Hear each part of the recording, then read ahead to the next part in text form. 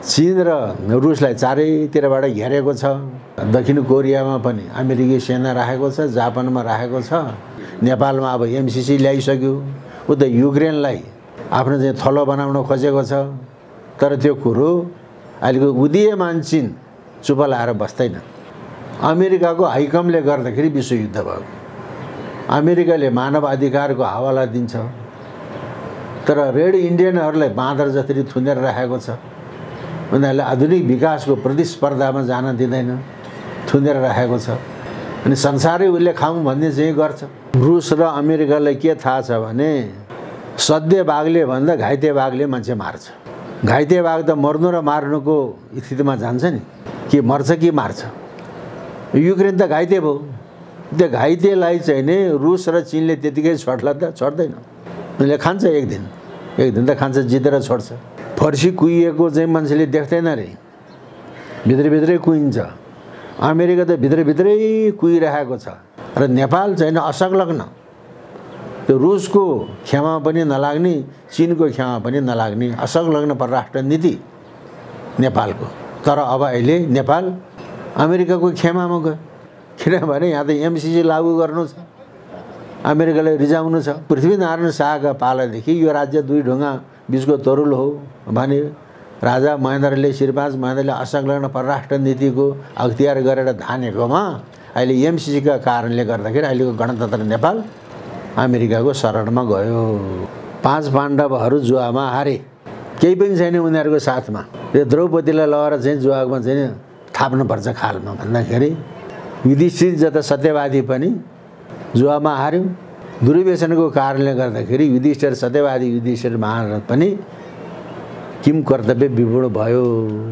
गाण्डीवधारी अर्जुनले पनि द्रौपदीको रक्षा गर्न सकेन। बलशाली गदाधारी भीमले पनि द्रौपदीको रक्षा गर्न सकेन। 3 दिनकी रजवती संवेदनशील अवस्था दुशासनले यो चाहिँ 5वटा लोग्नीको चाहिँ स्वानीय वेश्यालाई निर्वस्त्र गराउँछु भनेर दानेको छ। अरे विश्व पितामह न्युरीमुन्ट्यो लाएर बसेको छ। गुरु द्रोणाचार्य, कृपाचार्य, विदुर जस्ता ज्ञानी यस्तो गर्न हुँदैन भन्दैन। के सबैले कौरवको नुन खाएको छ। अहिले हामी त युरोपियन युनियनको नुन खाएका छौँ, अमेरिकाको नुन खाएका छौँ। अनि यो अधर्म हो भन्न सक्दैन। कुनैले प्रत्यक्ष रूपमा खाएको छ, हामीले अप्रत्यक्ष रूपमा खाएका छौँ। हामीले पनि तलब खाएका छौँ, पेन्सन खाएका छौँ। हाम्रो शरीरमा पनि त्यो युरोपियन युनियनको पैसा छ, अमेरिकाको पैसा छ। प्रत्यक्षमा हामीले नखाए पनि सरकारी तलब खाएपछि भरि भएन। वैशाखमा मेष राशिमा गएर चाहिँ सूर्य उच्च भएर बस्छ। सौर्यमण्डलका अधिपति सूर्य, ग्रहमध्येका राजा सूर्य मेष राशिमा उच्च भएर बसेको छ। तर सौर्यमण्डलका अधिपति त्यो सूर्य अलि ग्रसित छ, दूषित छ।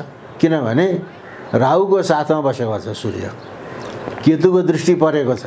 2079 सालको वैशाख 13 गते भने हिजोदेखि बुधले ठाउँ सर्यो। अहिले मेषबाट वृषमा गएर बसेको छ। अहिले सूर्य एक्लो छ।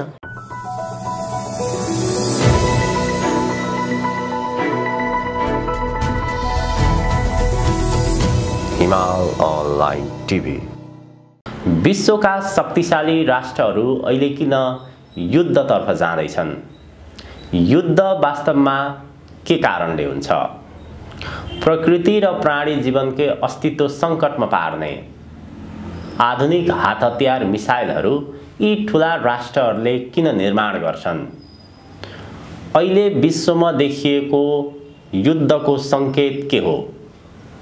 नेपाल प्रज्ञा प्रतिष्ठानका उपकुलपति संस्कृति तथा इतिहासविद डाक्टर जगमान गुरुङसँग कुराकानी गर्दैछौँ। डाक्टर साहब, स्वागत छ यहाँलाई। हस्, मेरो पनि। विश्वभरि नै अहिले युद्ध र द्वन्द्व चर्किँदै गएको छ।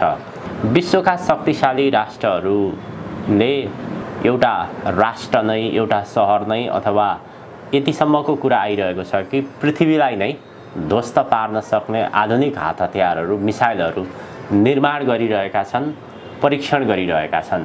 यो प्रकारको विश्वको अभ्यासले पृथ्वी जगत नै, मानव जगत, प्राणी जगतको अस्तित्व नै सङ्कटमा परेको छ। विश्व आज किन यो बाटोतर्फ अग्रसर भइरहेको छ डाक्टर साहब?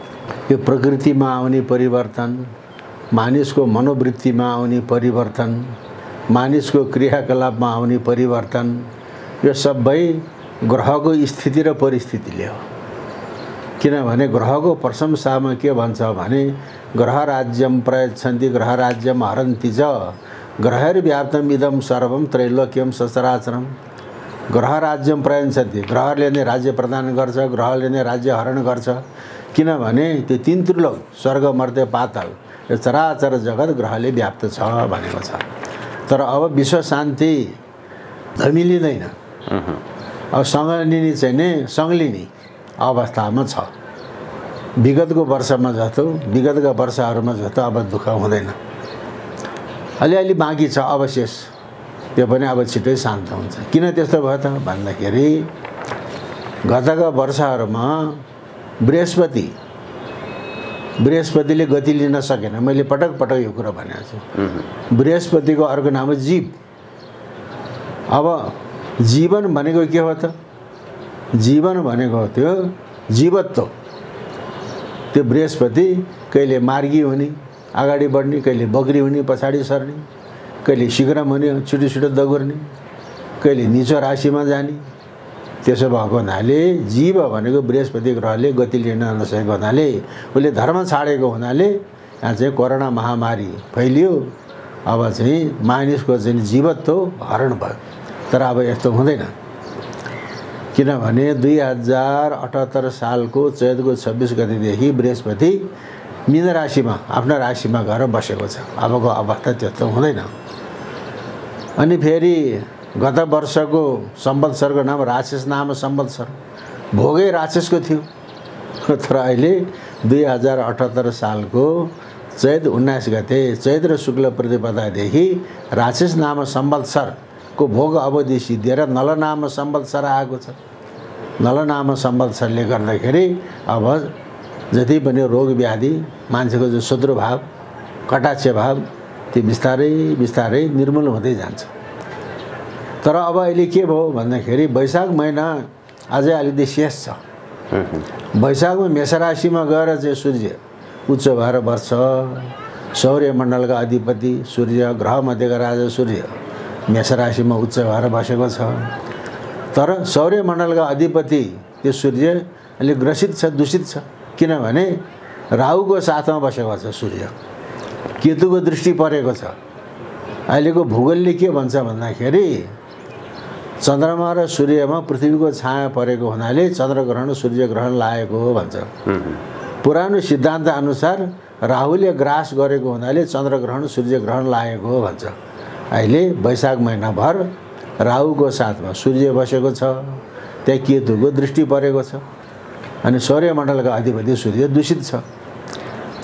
तर सूर्यलाई अलिकति राहत थियो, किनभने मेष राशिमा सूर्य पनि राहु बसे तापनि त्यहाँ बुध बसेको थियो।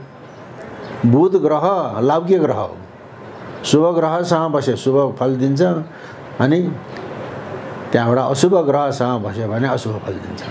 सूर्यको साथमा जुन ग्रह बस्छन् त्यो झ्याप्पै सूर्यको प्रकाशले खाइहाल्छ। तर बुध चाहिँ नि सूर्यको साथमा बस्दाखेरि झन् चम्किलो हुन्छ, त्यसलाई बुधादित्य योग भन्छ।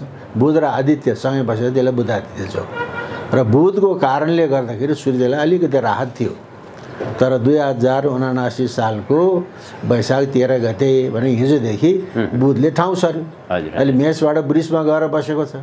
अहिले सूर्य एक्लो छ।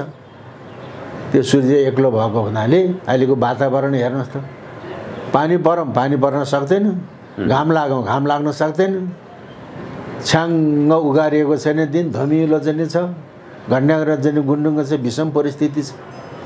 मानिसको मनस्थिति पनि त्यस्तो छ, मानिसको मनस्थिति पनि त्यस्तो छ। तर अब जेठ लागेपछि मेष राशिमा बसेको राहुको साथमा बसेको सूर्य सर्छ अनि राहत प्राप्त हुन्छ। त्यस्तो अब विश्वको युद्ध भनेको, यो विश्वयुद्ध भनेको के हो भन्दाखेरि यो विश्वयुद्ध पनि शान्त हुन्छ। अब यो चाहिँ विश्वयुद्ध किन भइरहेको छ त? अमेरिकाको हाइकमले गर्दाखेरि विश्वयुद्ध भयो। अमेरिकाले मानव अधिकारको हवाला दिन्छ, तर रेड इन्डियनहरूलाई बाँदर जसरी थुनेर राखेको छ, उनीहरूले आधुनिक विकासको प्रतिस्पर्धामा जान दिँदैन, थुनेर राखेको छ। अन्त मानव अधिकारको कुरा गर्छ। अनि संसारै उसले खाउँ भन्ने चाहिँ गर्छ। अघि चाहिँ नै विश्वमा शक्तिशाली राष्ट्र एउटा अमेरिका, एउटा सोभियत रुस, दुईटाको टक्कर थियो। तर सोभियत रुसलाई अमेरिकाले भत्ताभुत्तुङ बनाइदियो। अब अलिकति रुस चाहिँ नि अवशेषको रूपमा छ, धिपी अवस्थामा छ रुस। अब त्यो धिपी अवस्थामा भएको रुसलाई पनि खत्तम बनाउने भन्ने अमेरिकाको टार्गेट हो। चीनलाई चारैतिर घेरेको छ। उता दक्षिण कोरियामा पनि अमेरिकी सेना राखेको छ, जापानमा राखेको छ। यता चाहिँ युक्रेनलाई आफ्नो उपनिवेश बनाउन चाहेको थियो अमेरिकाले। अनि अब अमेरिका र इराक समुद्रवारी समुद्रपारी होइन त? इराक र अमेरिका समुद्रपारी समुद्रवारी। हजुर हजुर। आफूलाई डर भयो भनेर इराकलाई त भत्ताभुत्तुङ बनाइदियो नि त अमेरिकाले, हो कि होइन? सद्दाम हुसैनले त कहाँ फाल्यो। अब त्यसमा मानव अधिकार कहाँ गयो? मानव अधिकार कहाँ गयो? इराकबाट डर भयो भनेर अमेरिकाले इराकलाई भत्ताभुत्तुङ बनाइदियो। विश्वका मान्छे मानव अधिकारको हनन भयो भनेर कराउँदैन, किनभने सबै चाहिँ अमेरिकाका दास भए।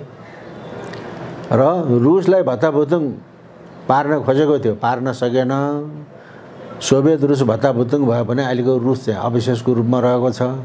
युक्रेनलाई उतापट्टि दक्षिण कोरिया आफ्नो उपनिवेश बनाएको छ अमेरिकाले, यता युक्रेनलाई आफ्नो उपनिवेश बनाएर रुस हान्ने, त्यो कुरो थाहा पाए। अब युक्रेनलाई अमेरिकाले आफ्नो उपनिवेश बनाएपछि त्यसमा रुस मात्रै होइन, चीनलाई पनि डर थियो। अहिले चीन र चाहिँ नै रुसको एउटा ध्रुव बनेको छ। नत्र भने उहिले चीन पनि कम्युनिस्ट राष्ट्र, रुस पनि कम्युनिस्ट राष्ट्र, तर रुस र चीन नमिल्ने। भारत चाहिँ नि प्रजातान्त्रिक राष्ट्र, तर भारत र चाहिँ अमेरिका नमिल्ने। भारत पनि प्रजातान्त्रिक राष्ट्र, अमेरिका पनि प्रजातान्त्रिक राष्ट्र, मिल्न पर्थ्यो नि। तर चीनको विरुद्धमा भारत र रुसको एउटा ध्रुव बन्यो, कहाँको कम्युनिस्ट राष्ट्र, कहाँको चाहिँ प्रजातान्त्रिक राष्ट्र। तर अहिले पनि त्यो अवस्था भारत र चाहिँ रुसको सम्बन्ध अझै छ। र नेपाल चाहिँ असंलग्न, त्यो रुसको खेमा पनि नलाग्ने, चीनको खेमा पनि नलाग्ने असंलग्न परराष्ट्र नीति नेपालको। तर अब अहिले नेपाल अमेरिकाको खेमामा गयो, किनभने युक्रेनमा चाहिँ युद्ध रुसले हमला गर्न हुँदैन भनेर विरोध जनायो नि त। विरोध जनाउनु भनेको अमेरिकाको समर्थन गर्नु हो, किनभने यहाँ त एमसिसी लागू गर्नु छ, अमेरिकालाई रिजाउनु छ। यसरी अघि पृथ्वीनारायण शाहका पालादेखि यो राज्य दुई ढुङ्गा बिचको तरुल हो भने राजा महेन्द्रले, श्रीपाज महेन्द्रले असंलग्न परराष्ट्र नीतिको अख्तियार गरेर धानेकोमा अहिले एमसिसीका कारणले गर्दाखेरि अहिलेको गणतन्त्र नेपाल अहिले चाहिँ नि अमेरिकाको शरणमा गयो। र अब यो चाहिँ युद्ध अमेरिका र मुसलमान राष्ट्रहरूको युद्ध र कम्युनिस्ट राष्ट्रहरूको युद्ध भनेको के हो भने अघि ब्रिटिस साम्राज्यमा घाम अस्ताउँदैन धेरै, तर अब त्यस्तो त छैन। र आफ्नो भाषा, धर्म, संस्कृतिको माध्यमबाट विश्वमा राज गर्ने अमेरिकाले त्यो सपना देखेको छ। तर अब त्यो अमेरिकाको जुन क्रिस्चियनिटी हो, त्यो धर्म, संस्कृति, भाषा, त्यसको विरोध गर्न हिन्दूले सक्दैन। हिन्दू त चाहिँ नि यसो ला भनेर दिन जान्दैन, हात थापेर खाने जात हो त्यो। आफ्नो धर्म, संस्कृति, जाति, राष्ट्र, राष्ट्रियतालाई बेच्ने जात हो हिन्दू। तर त्यो क्रिस्चियनिटीको चाहिँ प्रखर विरोध गर्न सक्ने कतै मुसलमानको कट्टरपना छ। र विश्वमा कसैले क्रिस्चियनिटीको, इसाईको विरोध गर्न सक्छ र थ्याक्न सक्छ भने त्यो चाहिँ इस्लामले सक्छ। अब चीन, रुस त्यो त धर्मनिरपेक्ष, उसले धर्म मान्दैन। क्रिस्चियनिटीसँग उनीहरूको वैरभाव छैन, तर उनीहरूको राजनैतिक सिद्धान्तमा छ। उनीहरू साम्यवादी भए, उनी प्रजातन्त्रवादी भए। त्यही कारणले अहिले मुसलमानी देश र चीन ट्याप्प मिलेको छ। यो चाहिँ नै धर्मप्रतिको युद्ध अनि राजनैतिक वादप्रतिको युद्ध हो। अब रुसले त भन्यो अमेरिका र चाहिँ पश्चिमी मुलुकले गर्दाखेरि युक्रेनको युद्ध ढिलो भयो भनेको छ। ढिलो भयो भन्नाले उनीहरूले युक्रेनलाई खान सकेन। एक दिन त खाइहाल्छ, एक दिन त खान्छ। किनभने युक्रेनमा अमेरिकी प्रभाव बढ्यो भनेदेखि त्यसले चीनलाई पनि र चाहिँ रुसलाई पनि खतरा हुन्छ, एसियालाई नै खतरा हुन्छ भन्ने बुझेको हुनाले अहिले चीन, रुस, उत्तर कोरिया र यी मुसलमान राज्यहरू एकता भएको छ। यसको ध्रुवीकरणको कारण एउटा धर्मको कारण, एउटा राजनीतिकवादको कारण। तर अब यो चाहिँ नि धेरै बेर रहँदैन, छिट्टै शान्त हुन्छ। यो चाहिँ जस्तै बाहिर सतहमा हेर्दाखेरि अमेरिकाको संसारलाई कब्जा गर्ने रणनीति, अरू राष्ट्रहरूलाई चाहिँ नियन्त्रण गर्ने रणनीति, आफू सधैँ शक्तिशाली रहने रणनीति बाहिरबाट हेर्दाखेरि त्यस्तो देखिन्छ। विश्वमा आज यो प्रकारको अस्थिरता, अराजकता, युद्धतर्फ जानुको त्यसको प्रमुख कारण चाहिँ ग्रह नै हो फेरि कि कसरी? अब ग्रहले गर्दाखेरि प्रकृतिमा परिवर्तन आउँछ, मानिसको मनस्थितिमा परिवर्तन आउँछ। तर अब यो परिवर्तन अब शान्त हुन्छ। किन भन्दाखेरि 2000 2079 सालको राजा शनि, मन्त्री बृहस्पति, अहिले शनि मकर राशिमा बलवान भएर बसेको छ। बृहस्पति पनि आफ्नो राशिमा बलवान भएर बसेको छ। सम्वत्सर हो, नलनाम सम्वत्सर। अहिले वैशाखमा त राहुले सूर्य आक्रान्त भएको हुनाले पो अलिकति यस्तै खिचमिची भइरहेको। अब जेठ लागेपछि शान्त हुन्छ। यो अहिलेको विश्वको परिस्थिति चाहिँ जस्तै रुस र युक्रेन युद्ध गरिरहेका छन्। रुस र युक्रेनको युद्ध देखिए तापनि त्यो नेटो र पश्चिमा मुलुक र रुसको लडाइँ हो। अप्रत्यक्ष रूपमा प्रत्यक्ष रूपमा प्रतिस्पर्धाको लडाइँ देखिन्छ। यो लडाइँको नतिजा चाहिँ कस्तो आउँछ, कुन बिन्दुमा गएर साम्य होला त? अब यो चाहिँ नि अब रुस र अमेरिकालाई के थाहा छ भने सद्य बाघले भन्दा घाइते बाघले मान्छे मार्छ। घाइते बाघ त मर्नु र मार्नुको स्थितिमा जान्छ नि। सद्य बाघ बरु चाहिँ मान्छे देखेपछि लुसुको भाग छ। जब त्यो बाघ घाइते भयो भने त्यसले मर्नु मार्नु कि मर्छ कि मार्छ। युक्रेन त घाइते भयो। त्यो घाइतेलाई चाहिँ नि रुस र चीनले त्यतिकै छोड्ला त? छोड्दैन। उनीहरूले खान्छ, एक दिन त खान्छ, जितेर छोड्छ। मैले अघि नै भने अमेरिकाले इराकलाई भत्ताभुतुङ बनाइदिँदाखेरि विश्व मानव अधिकार हनन भयो भनेर बोल्दैन। तर उसले चाहिँ न चीन र रुसलाई चारैतिरबाट घेरेको छ, घेराबन्दी गरेको छ। मैले अघि नै भने दक्षिण कोरियामा फौज राखेको छ, नेपालमा अब एमसिसी ल्याइसक्यो। उता युक्रेनलाई आफ्नो चाहिँ थलो बनाउन खोजेको छ। तर त्यो कुरो अहिलेको उदीयमान चीन चुप लाएर बस्दैन। चीन चुप लाएर बस्दैन। चीन, रुस त्यो धिपधिपी अवस्थामा छ। अहिलेको त्यो विशाल सोभियत रुस भत्ताभुतुङ भए तापनि अहिलेको रुस त मियो त छ नि त। त्यो खङरङ्ग सुकेको चाहिँ सालको बुटो सुके पनि भित्रको चाहिँ चुरो अवस्था चाहिँ नै छ। त्यही कारणले यो पश्चिमा शक्तिलाई, अमेरिकालाई र युरोपको जुन शक्ति हो त्यसलाई चीन, रुस, उत्तर कोरिया र मुसलमानीको मुलुकहरूले त्यसलाई परास्त गरिदिन्छ। त्यो कुरो पक्का हो। भनेपछि यो अहिले विश्वको परिस्थिति जसरी दुईटा ध्रुवमा ध्रुवीकृत भएको छ, आफ्नो पक्षमा समर्थन पनि जुटाइरहेका छन्। यो आजको परिस्थिति युद्धको पोइन्टमै गएर वारपारको स्थिति, त्यो एउटा चाहिने निर्णयबाट यसको निष्कर्ष हुन्छ। जब चाहिँ अब रुसले युक्रेनलाई खान्छ, ढिलो भयो भनेको छ नि त। अमेरिका र यो पश्चिमा मुलुकको कारणले गर्दाखेरि युक्रेनको युद्ध ढिलो भयो भनेको मतलब राजधानी जित्नलाई ढिलो भयो भनेको कुरो बुझ्नु पऱ्यो नि। यता खान्छ त्यो घाइतेलाई त्यतिकै छोड्दैन। घाइते बनाएर छोड्यो भनेदेखि हामीलाई फेरि त्यसले बाधा पार्छ भन्ने थाहा छ। लडाइँ झोसिसकेपछि त्यसलाई जित्छ। युक्रेनलाई रुसले जित्छ। त्यसमा चाहिँ नि रुसले जित्छ भन्नुको मतलब त्यसमा चाहिँ नि चीनको पुरा समर्थन छ। अनि त्यसमा उत्तर कोरिया पनि थपियो, मुसलमानी देशहरू पनि थपियो। युक्रेनले त जितिहाल्छ। त्यसपछि शान्त हुन्छ। पश्चिमा मुलुकहरू चुप लागेर बस्लान् त भन्ने पनि, किनभने 1991 पछि अमेरिका जसरी संसारभर एक्लो रूपमा उदयमान भयो, उसको वर्चस्व कायम भयो, उसको वर्चस्व त गुम्ने भयो नि फेरि। अब चाहिँ फर्सी कुहिएको चाहिँ मान्छेले देख्दैन रे, भित्रभित्रै कुहिन्छ। अमेरिका त भित्रभित्रै कुहिरहेको छ, अमेरिका भित्रभित्रै कुहिरहेको छ। चीन चाहिँ उदीयमान अवस्थामा छ, अमेरिका कुहिरहेको छ, चीन उदीयमान अवस्थामा छ। त्यसो भएको हुनाले आफ्नो वर्चस्व कायम राख्न खोजेको हो। तर युरोप अमेरिकाको यो संसारको चाहिँ वर्चस्व बिस्तारै बिस्तारै बिस्तारै कम हुँदै जान्छ। नेपालको चाहिँ स्थिति कस्तो होला त अब? नेपाललाई त खान सक्दैन, यो पुण्यभूमि हो।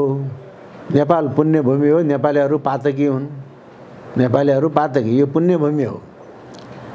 यहाँ भोलि युक्रेनले अणुबम प्रहार गरे पनि, रुसले अणुबम प्रहार गरे पनि नेपाललाई केही बाधा पार्दैन। किन भन्दाखेरि यो हिमालयको देश हो। हिमालयको जुन चिसो पानी हो, हिमालमा कीटाणु हुन्छ त? कीटाणु हुँदैन। त्यहाँ त कस्तुरी हुन्छ, त्यहाँ डाँफे हुन्छ, त्यहाँ सर्प लामकिरो हुँदैन। हिमालमा विषालु कुरो हुँदैन।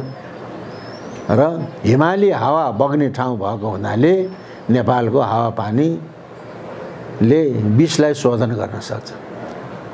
नेपालको वन जङ्गल कस्तो छ त? चिलाउने, चिलाउनेको त काउसो हुन्छ नि।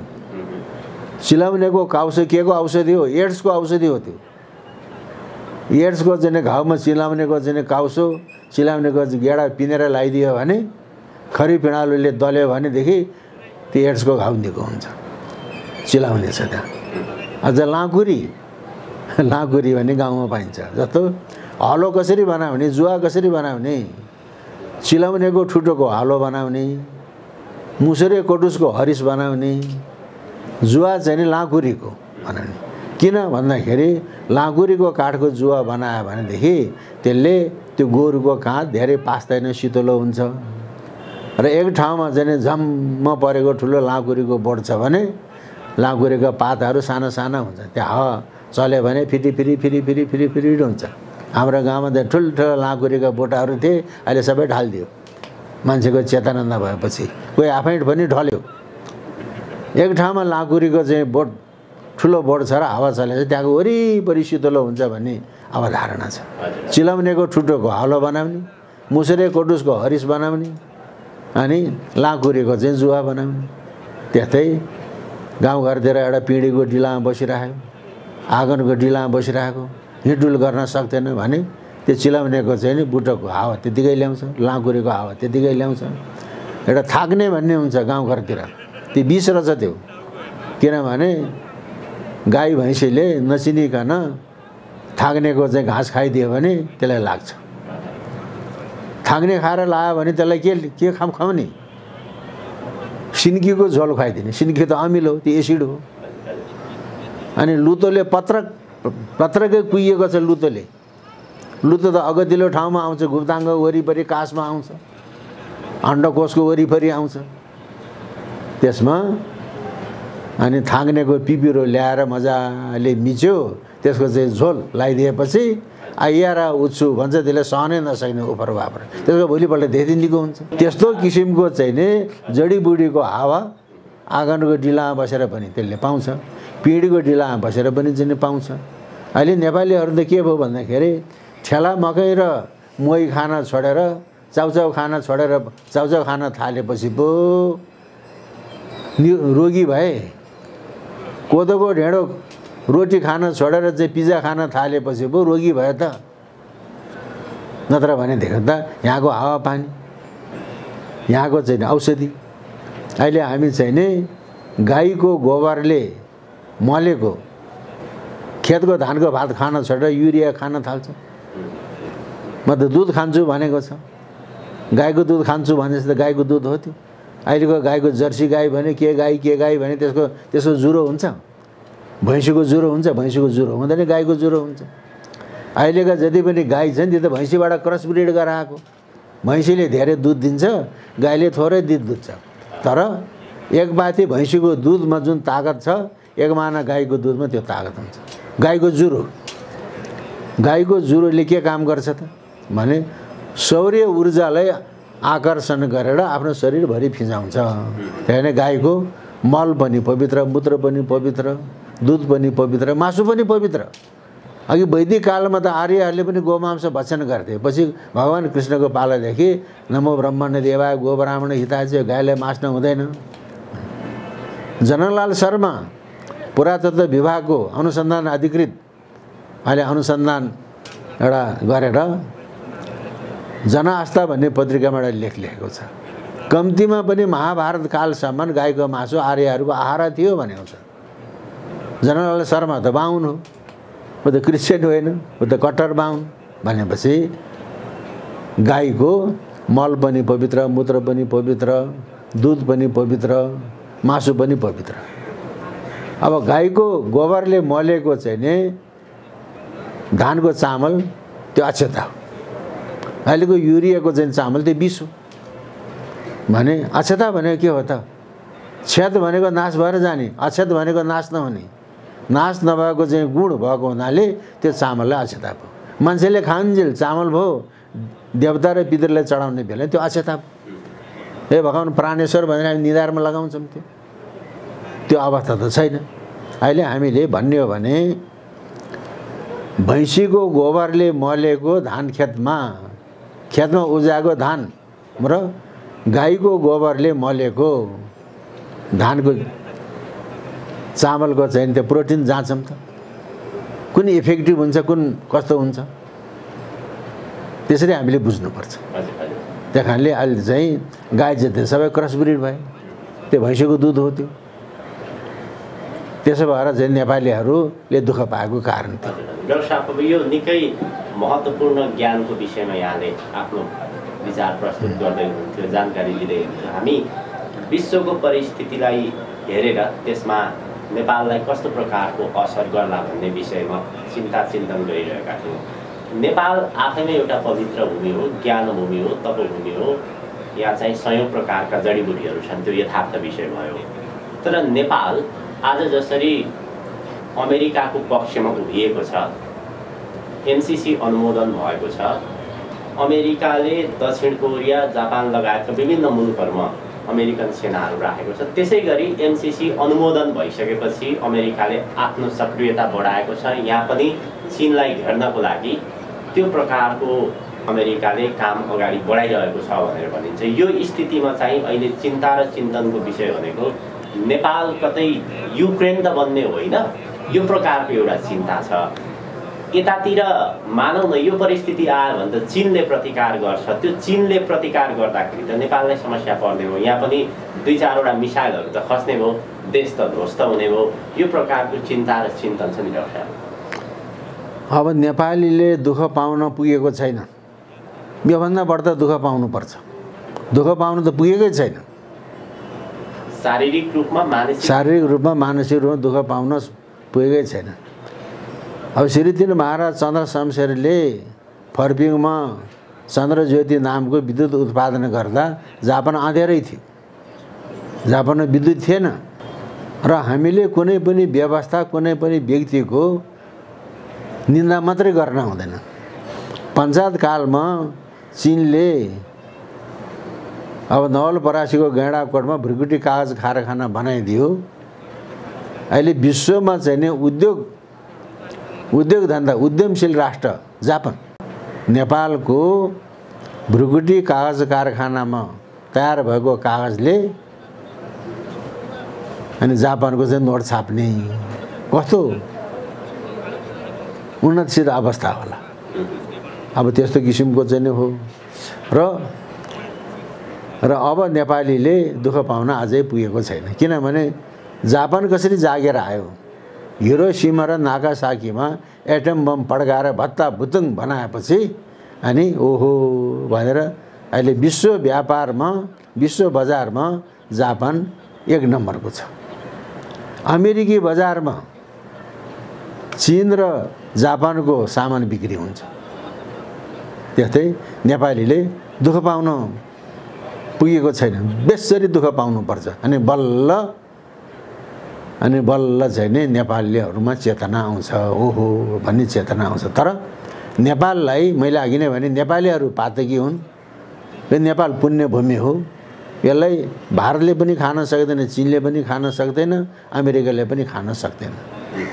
यो सगरमाथाको देश हो, यो देवी देवताको देश हो, यो भगवान पशुपतिनाथको देश हो, बुद्धको देश, वज्रगुरु पद्मसम्भवको देश, विश्वको प्रेरणाको स्रोत हो यो नेपाल, विश्वको प्रेरणाको स्रोत नेपाल हो। त्यस कारणले अब नेपालको इतिहास सत्ययुगदेखिको छ।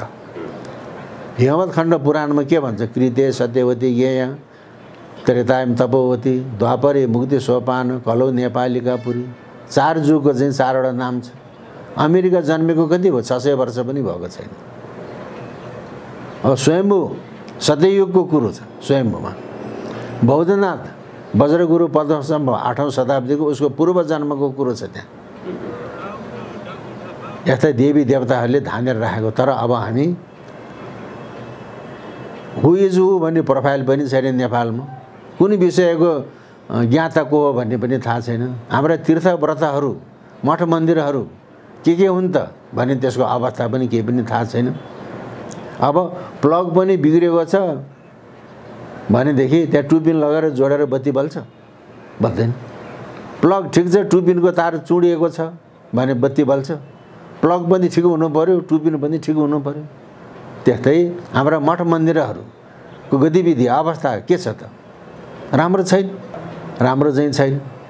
हामी चाहिँ ग्राफमा जो यति उन्नति भयो, यति उन्नति भयो, यति उन्नति भयो भनेको छौँ। पशुपति विकास कोष एउटा छ्यास एउटा काम गरिदिए मुद्दा पर्छ। त्यहाँ मुद्दा पर्ने ठाउँमा त्यहाँ नेपालमा अहिले विश्व हिन्दू महासङ्घ भन्ने छ। विश्व हिन्दू महासङ्घ काठमाडौँ सिडिओ कार्यालयमा मुद्दा छ। विश्व हिन्दू महासङ्घको मुद्दा पर्ने हो, काठमाडौँ सिडिओ कार्यालय मुद्दा पर्न हुन्छ? लाजको कुरा होइन।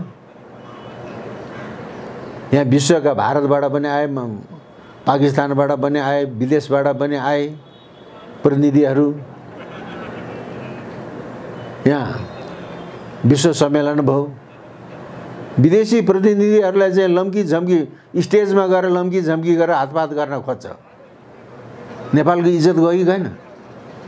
नेपालको इज्जत गयो कि गएन? त्यस्तो छ नेपालको मनस्थिति, मानसिकता।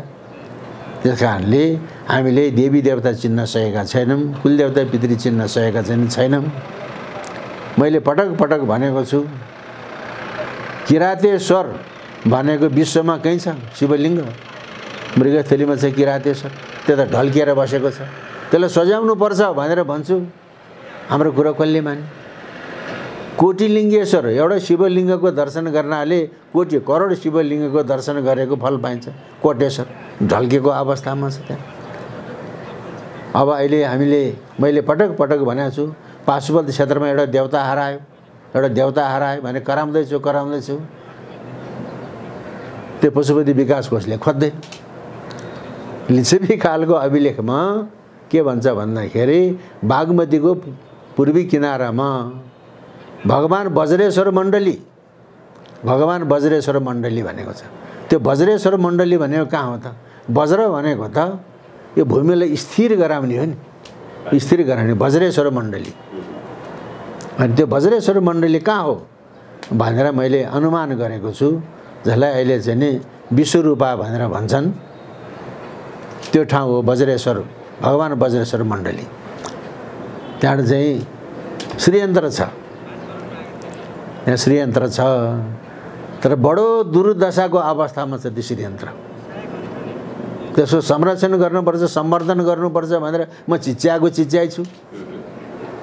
कसैले वास्ता व्याख्या गर्दैन। त्यो चाहिँ जस्तै पशुपति विकास कोष जस्तो धार्मिक संस्था, अरू यस्ता धार्मिक सङ्घ संस्थाहरू यो एउटा ज्ञानको अभावले अथवा व्यवसायतर्फ अलिक ढल्केर यो प्रकारको परिस्थिति आयो कि कसरी हेर्ने? अनि त्यहाँ त चाहिँ नि अब अरू सङ्घ संस्थाले त गएर के काम गर्नै पाउँदैन। ग्याप पशुपति विकास कोषले चाहिँ नि ओगटेर राखेको छ, उसको क्षेत्राधिकारभित्र पर्छ। तर पशुपति विकास कोष त बसेर के गर्ने? उहाँ भारतका मोदी आएर भारतबाट आएका चाहिँ नि तीर्थयात्रीहरू चाहिँ नि सुविधा साथ बसुन् भनेर बनाइदिएको धर्मशाला ठेक्कामा दिएर चाहिँ नि होटल खोल्छ। त्यस्तामा गयो त्यहाँ। अब त्यहाँ चाहिँ नि विश्वको एउटा मास्टरपिस मानवदेवको पालाको विष्णु विक्रान्तको मूर्ति उपेक्षित रूपमा छ। त्यसलाई संरक्षण गर्न पर्यो भने चिच्याएको चिच्याइछु, कसैले वास्ता गर्थे। त्यहाँ गएर मोटरको ग्यारेज बनाएर राखेको छ। त्यहाँ मास्टरपिस माल पाएर चाल नपाएपछि के गर्ने भने त्यो मृगस्थलीको विश्वरूपाको त्यो श्रीयन्त्र उपेक्षित रूपमा छ। त्यसलाई जगाउनु पर्यो। मृगस्थली भगवान शिवले मृग स्वरूप धारण गरेर विचरण गरेको ठाउँमा भएको श्रीयन्त्र, यन्त्रहरू मध्येको सर्वोत्कृष्ट भएको त्यो श्रीयन्त्र।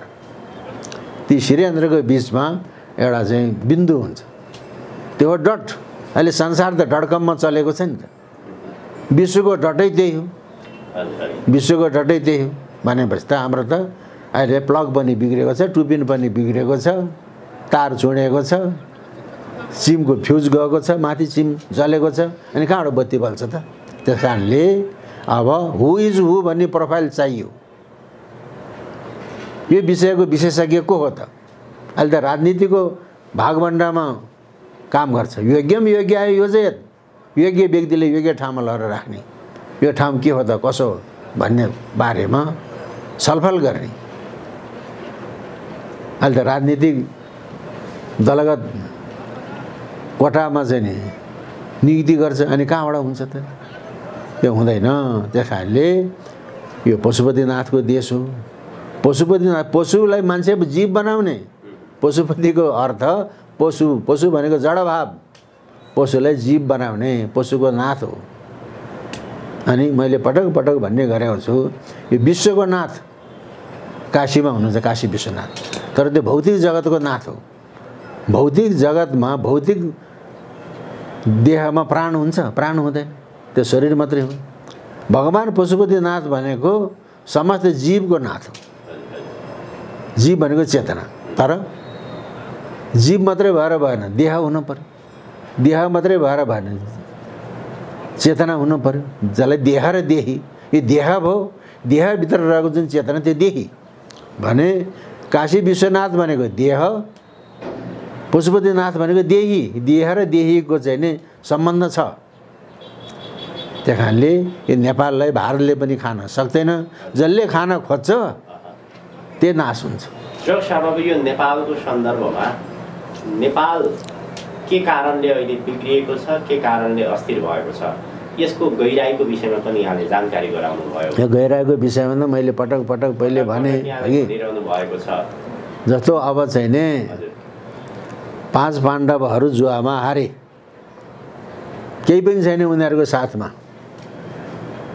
अनि उनीहरूको चाहिँ नि द्रौपदी, यो द्रौपदीलाई लगेर चाहिँ जुवामा चाहिँ थाप्नुपर्छ खालमा भन्दाखेरि युधिष्ठिर जता सत्यवादी पनि जुवामा हार्यो। जुवा भने त दुर्व्यसन हो नि त। दुर्व्यसनको कारणले गर्दाखेरि युधिष्ठिर सत्यवादी युधिष्ठिर महाराज पनि किम कर्तव्य विपूर्ण भयो। गाण्डीवधारी अर्जुनले पनि द्रौपदीको रक्षा गर्न सकेन। बलशाली गदाधारी भीमले पनि भीमसेनको के अरे द्रौपदीको रक्षा गर्न सकेन। 3 दिनकी रजवती संवेदनशील अवस्था दुशासनले यो चाहिँ 5वटा लोग्नीको चाहिँ स्वानीय वेश्यालाई निर्वस्त्र गराउँछु भनेर दानेको छ। अरे विश्वपितामह न्युरीमुन्टो लाएर बसेको छ। गुरु द्रोणाचार्य, कृपाचार्य, विदुर जस्ता ज्ञानी यस्तो गर्न हुँदैन भन्दैन। किन सबैले कौरवको नुन खाएको छ। अहिले हामी त युरोपियन युनियनको नुन खाएका छौँ, अमेरिकाको नुन खाएका छौँ। अनि यो अधर्म हो भन्न सक्दैन।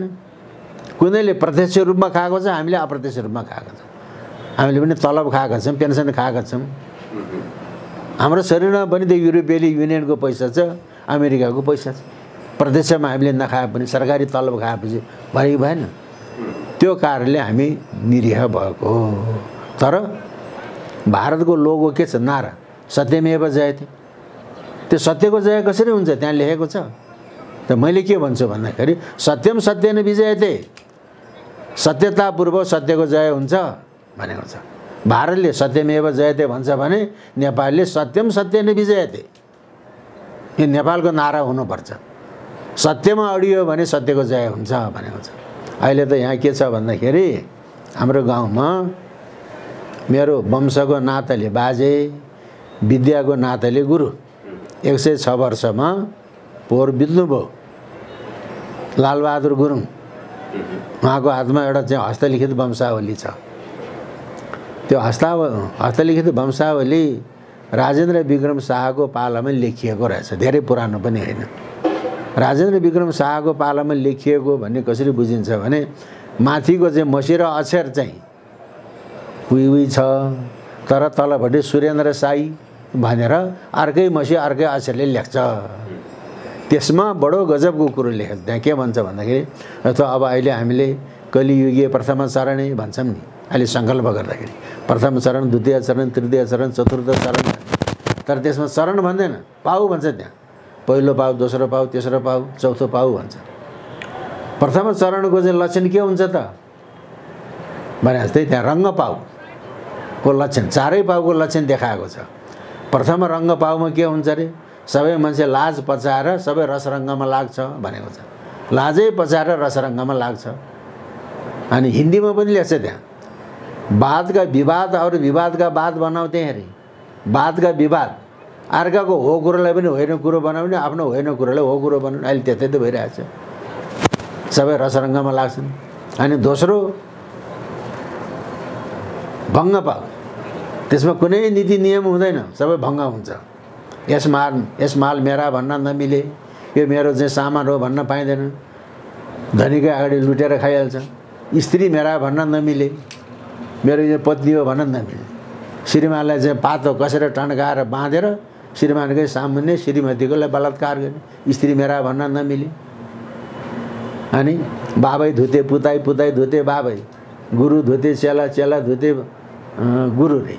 बाबै भनेको बाउले छोरालाई शोषण गर्ने, छोराले बाउलाई शोषण गर्ने, गुरुले चेलालाई शोषण गर्ने, चेलाले गुरुलाई शोषण गर्ने। अहिले गुरुहरू चाहिँ नि कक्षामा राम्रोसँग नपढाउने, ट्युसन पढाउने, विद्यार्थीहरू अनुनय विनय नगर्ने, के रे भनेर गुरुलाई लात्ताले चाहिँ तान्ने, लङ्गी झम्की गर्ने, कालो मसो चाहिँ दल्ने, त्यस्तो आयो। यो चाहिँ नि दोस्रो भङ्ग पाउ। तेस्रो हरण पाउ। हरण पाउमा के हुन्छ भन्दाखेरि सबै फल बिउ बिजनहरू सबै हराउँछ। रुखको बोक्रामा झगडा हुन्छ अरे, भात खान नपाए, के खान नपाएर रुखको बोक्रामा झगडा हुन्छ। अनि 7 वर्षकी केटी रजवती है भनेको छ। 7 वर्षमा रजवती हुन्छ। रजवती भएपछि यौन उशृङ्खलता बढ्छ। भनेपछि रङ्ग पाउ, भङ्ग पाउ, हरण पाउमा हुने कुरो त अहिले कलियुगको प्रथम चरणमै देखिसकेको छैन, हो कि होइन? अनि अन्तिम चौथो पाउ मरण पाउ। त्यो सबै जग्गा जमिनहरू चाहिँ नि पानीले डुबाउँछ, त्यो हो महाप्रलय। हिमालय मात्रै बाँकी रहन्छ भनेको छ। अनि त्यो हिमालयमा हिमगिरी काण्डमा भन्छ, हिमगिरी काण्डमा पूर्वतिर एउटा मेहर, पश्चिमतिर एउटा मेहेरी। जस्तो मधेसी भाषामा लोग्नी आइमाले मेराहरू भन्छ नि। मेहर भनेको पुरुष, मेहेरी भनेको महिला बाँकी रहन्छ। अनि त्यो दुईटाको जोरान हुन्छ, सृष्टि तिनैको हो, सत्ययुग सुरु हुन्छ भनेको छ। भनेपछि सारा जग्गा जमिन पानीमा डुब्छ, तर हिमालय बाँकी रहन्छ। हिमालय त कहाँ छ? नेपालमा छ। अनि अहिलेको विश्वको सृष्टि पनि नेपालैबाट सुरु भएको हो। अबको प्रलय कालको पछिको सृष्टि पनि नेपालैबाट हुन्छ। ल तपाईँहरूले चाहिँ नि कुनै महानुभावहरू पोखरामा हुनुहुन्छ भने नेपालैबाट पनि काठमाडौँ जानुहोस्। पोखरा माटी पानीको गुम्बा फेदीमा याङ्जाकोटको 106 वर्षको लालबहादुर गुरुङको घर कहाँ हो? लालबहादुर गुरुङको साइला छोरा युवराज गुरुङलाई सोधेर ए जगमानले यसो यसो भन्यो, तपाईँ घरमा वंशावली छ अरे बाबुले देखाउ त, उसले देखाइदिन्छ। मैले आफ्नो मनगढाले फुटुनी गरेको होइन भने सारा जग्गा जमिन चाहिँ पानीले डुबाउँछ, सबै मर्छन्, हिमालय बाँकी रहन्छ। हिमगिरी काण्डमा भनेको त्यो हिमालय पर्वतमा पूर्वतिर एउटा मेहर भनेको पुरुष, पूर्वतिर एउटा मेहेरी बाँकी रहन्छ। त्यो दुईटाको जोरान हुन्छ, उनले सृष्टि गर्छ। अनि सत्ययुग सुरु हुन्छ भनेपछि सत्ययुग र मानिसको सृष्टि नेपालबाट सुरु हुन्छ भने त्यो प्रमाणले देखाउँछ। किनभने बिना प्रमाण बोल्न हुँदैन भनेपछि अबको चाहिँ कुरो। तर नेपाल र नेपाली अति नहुँदैन। नेपालीले दुःख पाउन अझै लेखेको, अझै पुगेको छैन। केही समय दुःख पाउँछन् नेपालीले, मजाले दुःख पाउनुपर्छ अनि बल्ल चेतना हुन्छ। चीन अमेरिका भारतले प्रत्यक्ष रूपमा नेपाललाई खान नसके पनि अप्रत्यक्ष रूपमा दुःख त दिइरहेको छ। खान खोज्छ तर खान सक्दैन, किनभने यो नेपाल कस्तो देश हो भने अहिले टुँडी खेलमा छ नि, काठमाडौँ टुँडी खेल महाकाल, त्यो कहाँबाट आयो? चीनबाट आएको।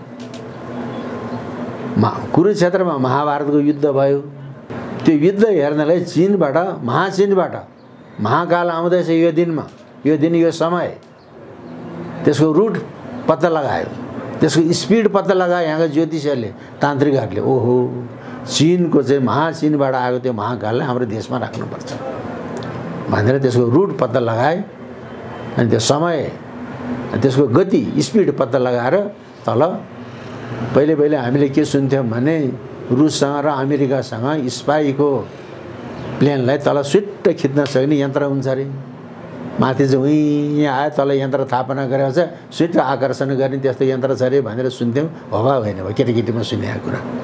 त्यस्तै यहाँ यन्त्र स्थापना गरेको छ तान्त्रिकहरूले, यन्त्र स्थापना गरेर हुमफाट गर्न लागेको छ। माथिबाट महाकाल सुई आउँदाखेरि त त्यत्रो गतिमा आएको महाकालको गति रोकियो, घकरक्क रोकियो। ओहो के भयो भने हेर्दाखेरि तल त हुमफाट गर्न लागेको छ। ए के गरेको तिमीहरूले, मलाई छोडिदे भन्दाखेरि हामी तिमीलाई छोड्नु, आऊ तिमी नेपालमा बस्न आउनुपर्छ, मलाई छोडिदे, हामी छोड्दैनौँ त, आऊ तिमी यहाँ भन्छ।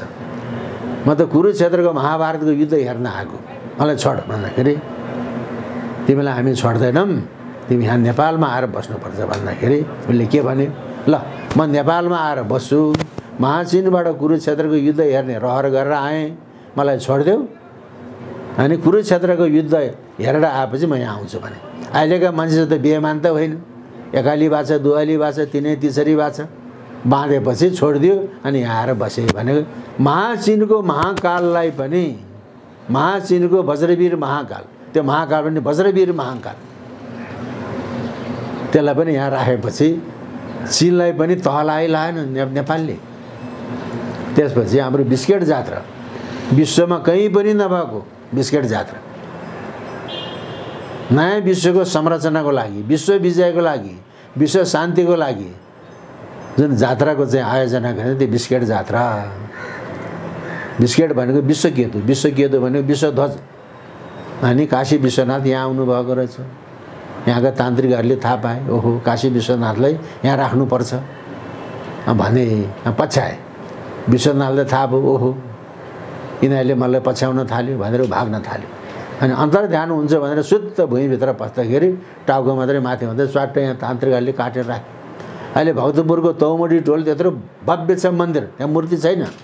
माथिल्लो तलामा जाने हो भने त्यहाँको पुजारीले यो भैरवनाथ यो काशी विश्वनाथ भनेर दुईवटा ख्वापा देखाउँछ।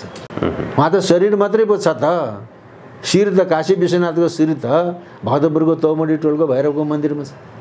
मान्छेको ज्ञानेन्द्रिय कहाँ छ होला? मुटु होला, उहाँ कलेजो होला, नरे मलमूत्रको थुप्रो मात्रै पो उहाँ छ त। ज्ञानेन्द्रिय भनेर नाक मुख आँखा मस्तिष्क भने अखिल भारतवर्षको मस्तिष्क हो नेपाल। भारतलाई पनि विजय गरेको अनि चीनलाई पनि विजय गरेको, त्यति मात्रै होइन देवराज इन्द्रलाई पनि विजय गरेको। भारत र चाहिँ चीन त यही मर्त्यमण्डलकै देश भयो नि। देवराज इन्द्रलाई अब इन्द्र जात्रा आउँदैछ, देवराज इन्द्रले त चोर भनेर चाहिँ नि बाँधेर राखेको छ। र महेन्द्र दमन नाम गरेका चाहिँ राक्षसले देवराज इन्द्रलाई दमन गर्न सकेको हुनाले उनले महेन्द्र दमन भए। नेपालको राजा हो त्यो असुर बलशाली राजा थिए भने देवराज इन्द्रलाई पनि दमन गर्न सक्ने, देवराज इन्द्रलाई पनि त चोर भनेर पातो फर्काएर बाँध्न सक्ने नेपालीहरू। भारत र चाहिँ चीनको युरोप अमेरिकाको कुरा छोडिदिउँ न, स्वर्गका देवराज इन्द्रलाई पनि बस बनाउन चाहिँ सक्ने नेपालीहरू। नेपाल यस्तो भूमि हो, नेपालीहरूले यो कुरा थाहा पाउनुपर्छ। ल अब जाऊ, जय होस् त। ल हस्, आजको यो महत्त्वपूर्ण समय विचार र जानकारीको लागि यहाँलाई अत्यन्त हृदयबाट नै आभार प्रकट गर्न चाहन्छु। सबैको जय होस्। हस्, धन्यवाद।